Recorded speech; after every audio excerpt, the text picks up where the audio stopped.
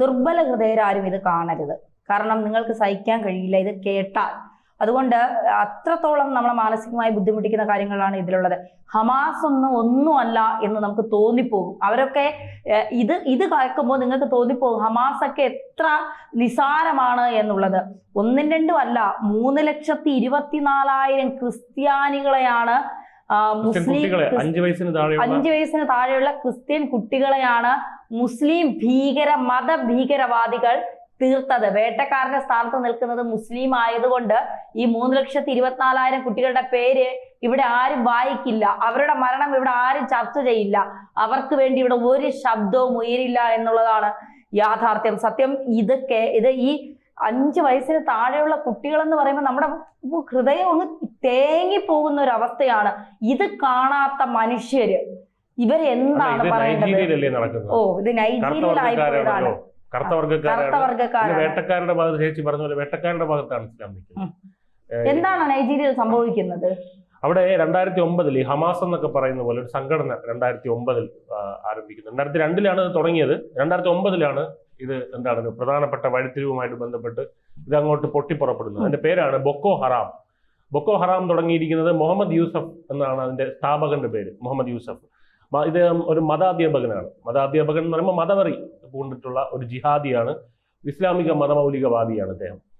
ഈ ബൊക്കോ എന്ന വാക്കിന്റെ അർത്ഥം പാശ്ചാത്യ വിദ്യാഭ്യാസം. അതായത് പുരോഗമനപരമായിട്ടുള്ള കാര്യങ്ങളെല്ലാം അതിനകത്ത് വരും, ആശയങ്ങൾ വരും, വസ്ത്രങ്ങൾ വരും, അതെല്ലാം അതിനെ ഹറാം എന്ന് പറയാം. അതായത് അത് എല്ലാം ഹറാം. അതാണ് ബൊക്കോ ഹറാം എന്ന് പറയുന്ന അതിന്റെ അർത്ഥം. നമ്മൾ ഈ കേരളത്തിൽ ഇതിന്റെ പാരലൽസ് കണ്ടുകൊണ്ടായിരിക്കും സ്റ്റേജിലേക്ക് 10ാം ക്ലാസ് വിദ്യാർത്ഥിയെ വരരുത് എന്ന് പറയുന്നത്. സമസ്തയിലെ ആൾക്കാരായിക്കോട്ടെ, സ്ത്രീ പ്രസവിക്കാൻ കിടക്കുമ്പോൾ പോലും ഭർത്താവ് ലൈംഗിക വീഴ്ചയ്ക്ക് വിളിച്ചാൽ പോകാൻ ബാധ്യസ്ഥതയാണ് എന്ന് പറയുന്ന ഉസ്താദുമാരായിക്കോട്ടെ, ഇവരെല്ലാം തന്നെ ഇതിന്റെ ഒരു കേരള ഘടകമാണെന്ന് നമുക്ക് വേണമെങ്കിൽ പറയാം. ഇവരുടെ ഒരു അടിസ്ഥാന മോട്ടോ എന്ന് പറയുന്നത് ബൊക്കോ ഹറാമിന്റെ ഖുറാനിൽ തന്നെയുള്ള കാലഹരണപ്പെട്ട ചില ആശയങ്ങളുണ്ട്. മിക്കതും അങ്ങനെയുള്ള ആശയങ്ങൾ പ്രചരിപ്പിക്കുക എന്നുള്ള ഒരു ഇതാണ്. അല്ലെങ്കിൽ അത് കൊണ്ടുവരിക, അത് സമൂഹത്തിൽ അതിനെ ഒരു അടിച്ചേൽപ്പിക്കുക എന്നുള്ളതാണ് ഇവരുടെ ഇത്. അപ്പൊ എന്തായാലും ഇത് സമരം തുടങ്ങുന്നത് സർക്കാരിനെതിരെയാണ് അവിടെയുള്ള. അപ്പം എന്താണ് ഇവരുടെ ഒരു പ്രഖ്യാപനം, ഫലസ്തീനിൽ ഇപ്പോൾ അവരുടെ പ്രഖ്യാപിക്കപ്പെട്ട നയം സ്വാതന്ത്ര്യം വേണമെന്നുള്ളതാണല്ലോ. സ്വാതന്ത്ര്യം, ജനാധിപത്യം, സോഷ്യലിസം എന്ന് പറയുന്ന പോലെ ഇവിടെ അവരുടെ ശരിയ നിയമം നടപ്പിലാക്കണം. ശരിയത്ത് നിയമം നടപ്പിലാക്കണം. 2 അവിശ്വാസികൾ വർദ്ധിക്കുന്നു. അവിശ്വാസികൾ ഉദ്ദേശിക്കുന്ന ഇസ്ലാം മതത്തിൽ നിന്ന് പുറമെയുള്ള എല്ലാവരും, ക്രിസ്ത്യാനികളും മറ്റ് ഗോത്രവർഗ്ഗക്കാർ, ഇതെല്ലാം പിന്നെ നിരീശ്വരവാദികളൊക്കെ വർദ്ധിക്കുന്നു എന്നുള്ളതാണ്.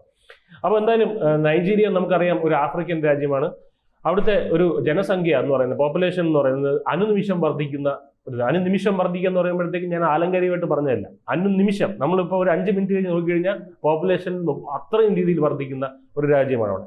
അതായത് പ്രത്യുൽപാദന നിരക്ക് എന്ന് പറയുന്നത് 5.7 എന്നാണ് പറയുന്നത്. ചില കണക്കുകൾ 6.4 എന്ന് പറയുന്നത്. ഇത് മനസ്സിലാക്കണമെങ്കിൽ ഇന്ത്യയുടെ പ്രത്യുൽപാദന നിരക്ക് 2.1 എന്നാണ്. അപ്പൊ മനസ്സിലായല്ലോ വ്യത്യാസം. കേരളത്തിന്റെ പല സംസ്ഥാനങ്ങളിലും 1.6 പ്രത്യുൽപാദന നിരക്ക്. പിന്നെ അപ്പൊ ഇവിടെ എന്ന് പറഞ്ഞാൽ മീറ്ററിൽ 5-6 എന്നുള്ള രീതിയിൽ അടിച്ചു കയറിപ്പിക്കൊണ്ടിരിക്കുകയാണ് പ്രത്യുൽപാദന നിരക്ക്. അങ്ങനത്തെ ഒരു രാജ്യമാണ്. ഇവിടെ 50-50 മുസ്ലിം ക്രിസ്ത്യൻ പോപ്പുലേഷൻ എന്നാണ് പറയുന്നത്. ലേറ്റസ്റ്റ് കണക്കുകൾ പറയുന്നത് 53% മുസ്ലിം, 47% ക്രിസ്ത്യൻസ് എന്ന് പറയുന്നത്. അല്ല, ചില കണക്കുകൾ തിരിച്ചു പറയുന്നുണ്ട്. കാര്യം എന്ന് പറഞ്ഞാൽ ഇവിടെ ഒരു മതപരമായിട്ടുള്ള ബേസിസിൽ അവിടെ സെൻസസ് എടുത്തിട്ടില്ല. ഈ അടുത്താണ് എടുത്തിട്ടുള്ളത്, അതിന് മുന്നേ എടുത്തിട്ടില്ല. അതുകൊണ്ട് കൃത്യമായ കണക്ക് എന്തായാലും നമുക്കൊരു 50-50 എന്നുള്ളത് കൂട്ടാം.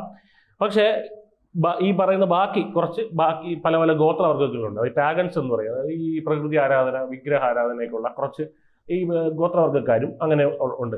ഇവരെല്ലാം കൺവെർട്ട് ചെയ്യുക എന്നുള്ളതാണ് ഇവിടെയുള്ള മുസ്ലിംസും ക്രിസ്ത്യൻസും ചെയ്തുകൊണ്ടിരിക്കുന്നത്. ഈ ഗോത്രവർഗ്ഗക്കാരെ കൺവെർട്ട് ചെയ്തുകൊണ്ടിരിക്കുക.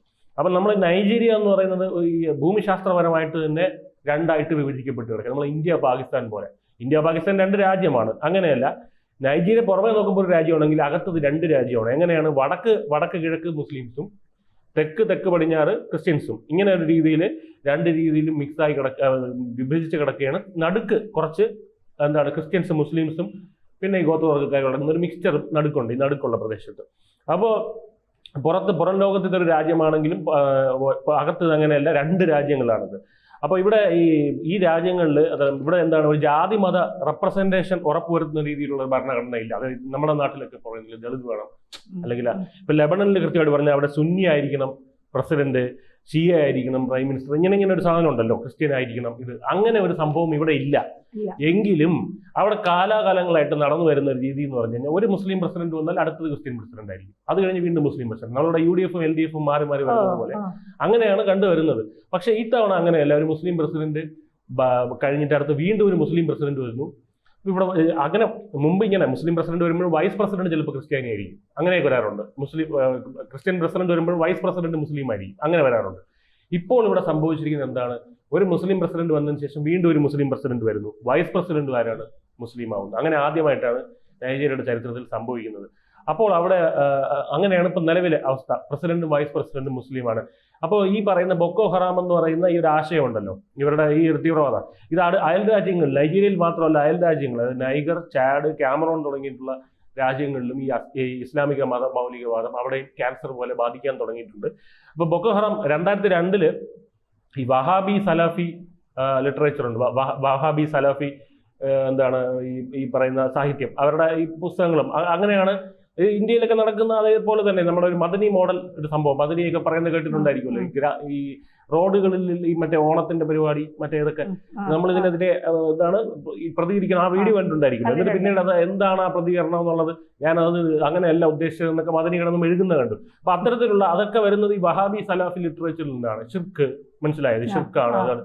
അപ്പൊ അത്തരത്തിൽ അതായത് അവരുടെ ആശയത്തിലൂടെ യോജിക്കാത്തവരെല്ലാം തന്നെ ഇല്ലാതാക്കുക, ഇല്ലായ്മ ചെയ്യുക, ഒന്നുകിൽ കൺവേർഷനിലൂടെ അല്ലെങ്കിൽ കൊലപാതകത്തിലൂടെ. അപ്പൊ ഇതിൽ നിർണായകമായ 2002 തുടങ്ങിയ ഈ സംഘടനയ്ക്ക് നിർണായകമായ ഒരു വഴിത്തിരിവുണ്ടാവുന്നത് 2009 അതായത് ഗവൺമെന്റും ബൊക്കോ ഹറാമും തമ്മിൽ ഒരു ഏറ്റുമുട്ടലുണ്ടാവുന്നു. ബൊക്കോ ഹറാം എന്ന തീവ്രവാദി സംഘടനയാണ്, അതും സർക്കാരും തമ്മിൽ ഒരു ഏറ്റുമുട്ടലുണ്ടാവുന്നു. ഇതിൽ 8000-ഓളം ബൊക്കോ ഹറാം തീവ്രവാദികൾ, അവരുടെ ഭാഷ പറഞ്ഞാൽ പോരാളികൾ കൊല്ലപ്പെടുന്നുണ്ട്.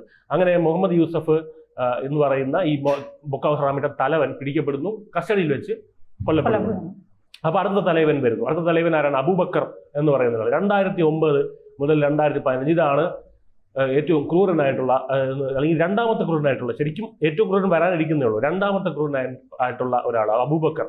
2009 മുതൽ 15 വരെയുള്ള കാലഘട്ടമാണ് ഇദ്ദേഹത്തിന്റെ കാലഘട്ടം. ഇദ്ദേഹം ഒരു കറകളഞ്ഞ തീവ്രവാദി എന്ന് വേണമെങ്കിൽ നമുക്ക് പറയാം. അതായത് പ്രധാന ആയുധം കുട്ടികളാണ്. അതെങ്ങനെയാണ് കുട്ടികൾ എന്ന് പറഞ്ഞാൽ വളരെ ചെറിയ കുട്ടികൾക്ക് ട്രെയിനിങ് കൊടുക്കുക. എന്താണ് കൊടുക്കുന്നത്?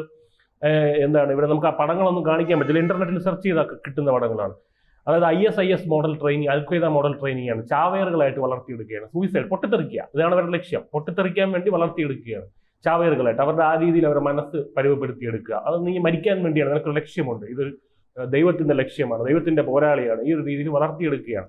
അപ്പോൾ അങ്ങനെ ഇവരുടെ ഉദ്ദേശങ്ങൾ എന്ന് പറഞ്ഞാൽ ഗവൺമെന്റ് സ്ഥാപനങ്ങൾ അറ്റാക്ക് ചെയ്യുക, പിന്നെ ക്രിസ്ത്യൻസിന്, ഇതാണ് പ്രധാന വിനോദം, ക്രിസ്ത്യാനികളെ അറ്റാക്ക് ചെയ്യുക, ക്രിസ്ത്യൻ ഗ്രാമങ്ങൾ പിടിച്ചെടുക്കുക, അവിടുത്തെ പെൺകുട്ടികളെ പിടിച്ചുകൊണ്ട് പോവുക, തട്ടിക്കൊണ്ടു പോവുക, ഇങ്ങനെ.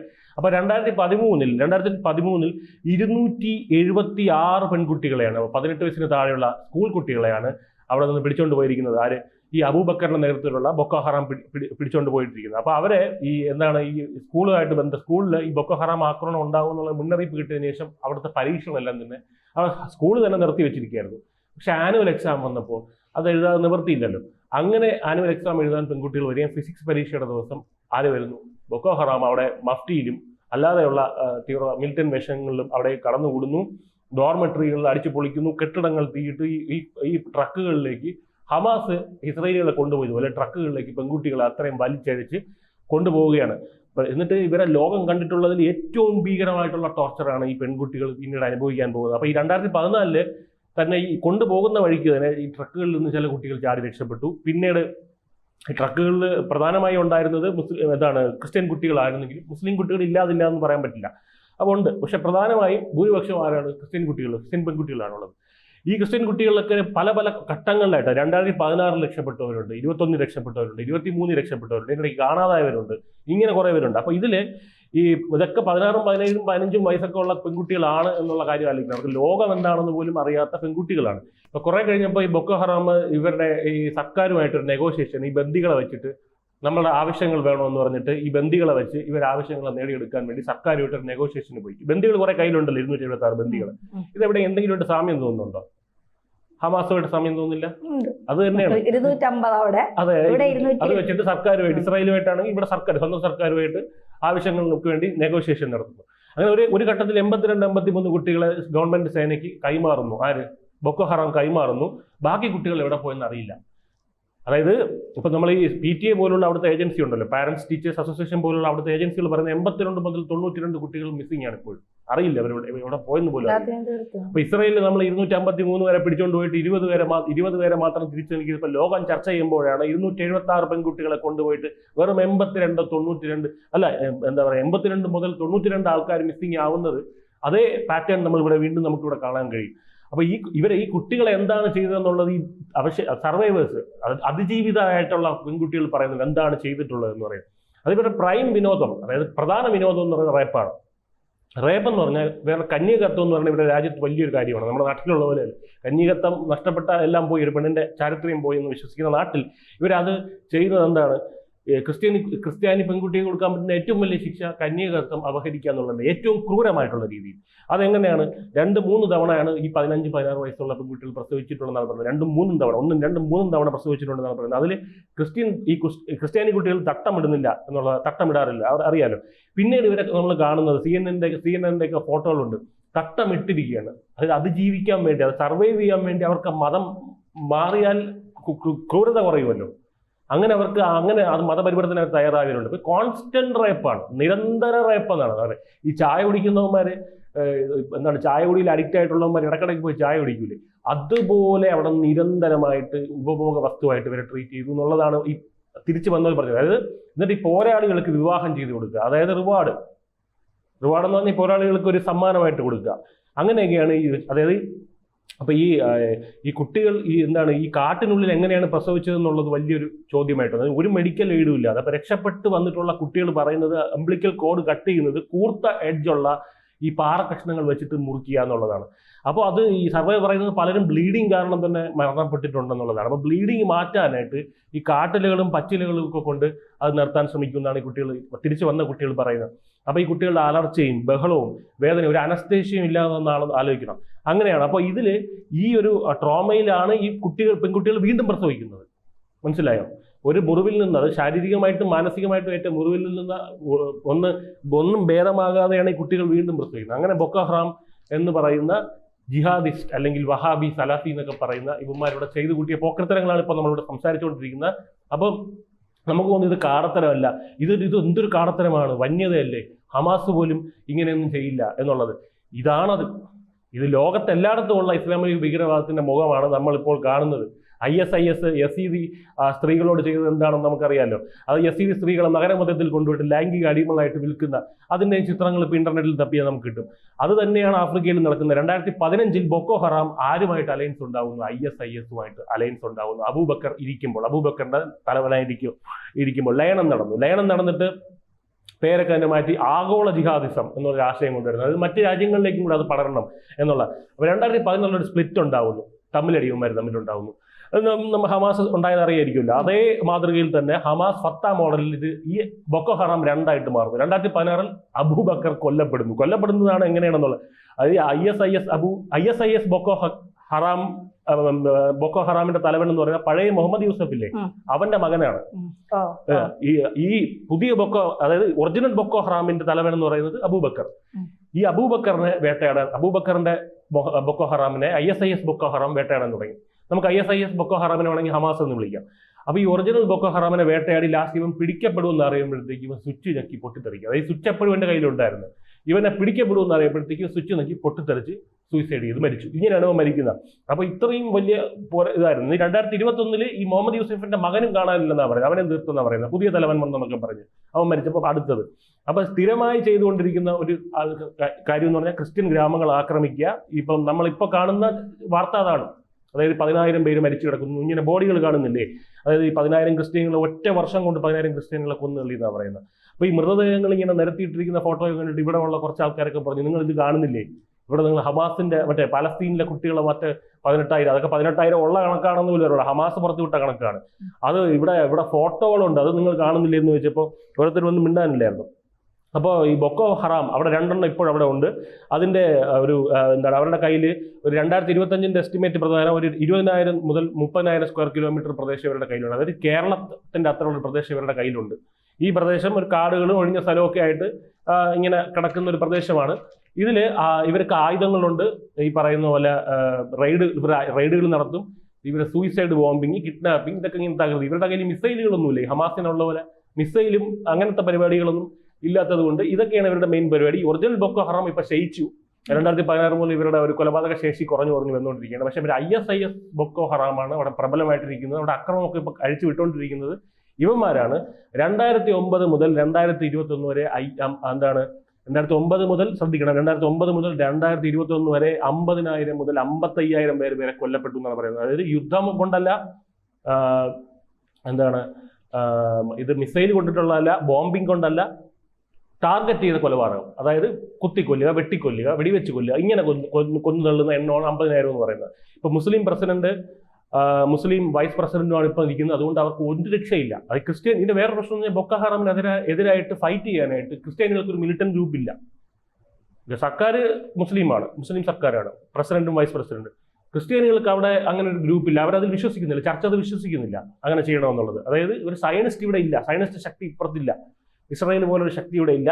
അപ്പോൾ ഇവർ നിരായുധരാണ്. ഇവർക്ക് വേണ്ടി സംസാരിക്കാൻ ആരുമില്ല. 2009 മുതൽ 2021 വരെ UN, UNICEF, UNDP ഇവരൊക്കെ പുറത്തുവിട്ട കണക്കുകൾ അൽ ജസീറ പോലും ഇവർക്ക് പറയേണ്ടി വന്നു. അൽ ജസീറ പോലത്തെ ഒരു ജിഹാദി മാധ്യമത്തിന് പോലും ഇത് പബ്ലിഷ് ചെയ്യേണ്ടി വന്നു എന്നുള്ളതാണ് ഏറ്റവും ഒരു വിരോധാഭാസമായിട്ടുള്ള കാര്യം. അതായത് 3,24,000 കുട്ടികൾ അണ്ടർ ദ ഏജ് ഓഫ് 5 വയസ്സിന് താഴെയുള്ള കുട്ടികൾ, അതായത് ഡയറക്ട്ലിയോ ഇൻഡയറക്ട്ലിയോ ഇവരുടെ ബൊക്കോ ഹറാമിന്റെ പ്രവൃത്തികൾ കാരണം മരണപ്പെട്ടു എന്നാണ് പറയുന്നത്. അപ്പൊ നൈജീരിയയിലെ കുട്ടികൾക്ക്, അത് ഇപ്പൊ നമുക്കറിയാം, ഇവിടെ പട്ടിണി വരണമെന്നൊക്കെ പറഞ്ഞാൽ അവിടുത്തെ പട്ടിണി എന്ന് പറഞ്ഞാൽ അവിടുത്തെ കുട്ടികളെ കാണണം. ഈ ഗസയിലൊക്കെ ഇവർ ഇപ്പൊ ഇന്നലെ വന്ന വാർത്തയാണ്, 3 മാസത്തേക്കുള്ള ആഹാരം അവിടെ ഉണ്ട്, ട്രക്കുകൾ വന്നുകൊണ്ടേയിരിക്കുന്നു ഗസയിലേക്ക്. അതുപോലെയല്ല നൈജീരിയയിലെ കുട്ടികൾക്ക് അതിനുള്ള ഭാഗ്യമില്ല. അങ്ങനെയല്ല, ബൊക്കോ ഹറാമിന്റെ അതിനെ കുട്ടികളെ കൊല്ലാനുള്ള അവർ എക്സ്പേർട്സ്, അതായത് ഇറച്ചി വെട്ടുകാരെ പോലെയാണ് അവർ കുട്ടികളെ കൊന്നു തള്ളുന്നത്.